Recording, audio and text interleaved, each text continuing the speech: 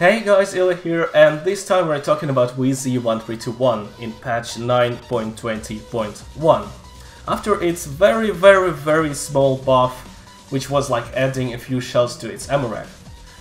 So this tank didn't change a single bit in terms of gameplay from 9.18, but I want to discuss how this tank feels, you know, comparing to other lights which were really buffed, which got their performance improved.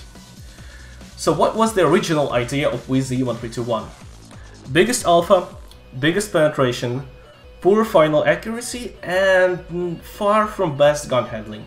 So you really had to spend some time aiming, and there was no guarantee that you hit the target. But if you play from cover, you know, you have long reload, you stand behind cover, you drive out, you aim well, you hit the target, you knew that you deal the biggest damage of all tier 10 lights. And this is what was making this tank competitive to other tier 10 lights. It was a big alpha damage dealer. You know, like WZ-152 on tier 8.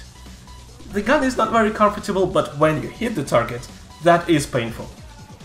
Unlike some T100, unlike Sheridan in 9.18 with 360 alpha. And now in 9.20.1, Sheridan got the new alpha of 390, 13.105 got new alpha of 390, and WZ-132-1 started to lose this role of alpha monster, because Sheridan has, you know, a lot quicker reload.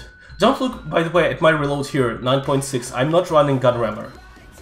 I swapped gun rammer for ventilation so that I can scout better, because this tank has such a long reload, even with rammer it will be 8.8.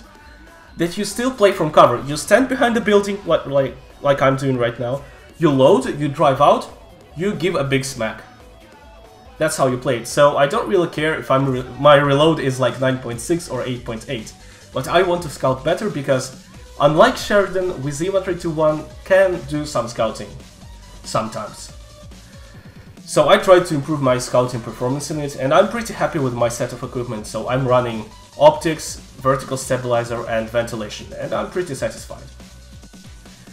Anyway, as a damage dealer, this tank really lost this special thing, because Sheridan can drive into the enemy and, you know, like 390, 390, 390, enemy is dead. And this tank drives out 390 and has to hide. And there is no more alpha advantage. So it became a pretty average damage dealer. It's not bad, don't get me wrong, it's not bad. It's alright, it's just that it's not outstanding and it's not really special comparing to other tier 10 lights. The only advantage which is left is the penetration. You still pen the lower plate of IS-7 or E100, or more or less reliably, most of the time. Not always, but most of the time. It's a cool thing, but it's kind of the only advantage. As I said before, you have worse accuracy than Sheridan, you have worse gun handling than Sheridan. So shooting is not too comfortable, and you have long reload. So, you know, if I choose between the two, I will probably choose Sheridan. Yes, this tank is kinda okay scout, but you know, Sheridan just deals damage so well. 13.105 got really better.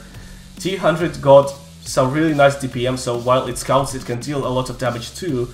And with WZ-132-1, you know, it's like, imagine that you and your classmates were, you know, at the age of 20, you went to work to McDonald's, and you were at the cash desk. And then, when everyone is 30, you know, everyone got promoted, everyone got, you know, well, better guns, better DPMs, better everything. Everyone is now manager or something. And you still work at the cash desk of McDonald's. That is what WZ-132-1 feels now. I think this tank needs a slight buff, and I would propose to give it like 2% extra camo to make it better scout. And that will make this tank really universal. It won't be super crazy damage dealer because of poor DPM, because of not the most comfortable gun, and it will be an okay scout. A bit better scout than it is now, because at the moment T100 LT and 13.105 are really strong scouts because of camo. So give this tank a little bit of camo, and I will have no further questions to it. So I think this tank is not in its best shape within this ecosystem of tier 10 lights. So if you're grinding this line and you are on tier 8 or 9, I suggest that you finish the line. Because the tank is not bad at all, don't get me wrong, the tank is okay.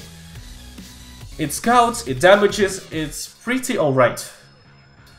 But if you're choosing which line to grind, I would suggest you the Soviet and the French line and the American line first. And then, if you want some exotic tank, you can go for Chinese lights.